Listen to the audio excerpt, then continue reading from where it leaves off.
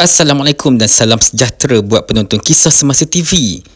STR Fasa 1 2026 mula disalurkan kepada 5 juta penerima pada hari ini, PM. Pembayaran sumbangan tunai rahmah STR Fasa 1 tahun 2026 mula disalurkan hari ini melibatkan 5 juta penerima, kata Perdana Menteri Datuk Seri Anwar Ibrahim.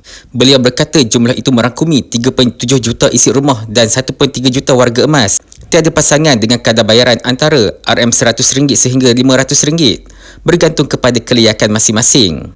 Menurut Anwar, penambahbaikan STR tahun ini diselaraskan bersama pelaksanaan sumbangan asas rahmah SARA bagi memastikan golongan berpendapatan rendah menerima bantuan yang lebih konsisten dalam memenuhi keperluan asas. STR disediakan sebagai bantuan tambahan secara suku tahunan bagi memberi ruang kewangan pada waktu puncak seperti musim perayaan, manakala SARA berfungsi sebagai sokongan asas bulanan yang stabil, katanya, menerusi kenyataan di akaun media sosial rasmi beliau pada hari ini. Perdana Menteri berkata usaha itu selaras dengan komitmen Kerajaan Madani untuk memastikan rakyat dapat hidup bermaruah dan tidak terpinggir dalam menghadapi tekanan kos sara hidup. Saya berharap bantuan ini dapat dimanfaatkan sepenuhnya oleh para penerima, kata beliau.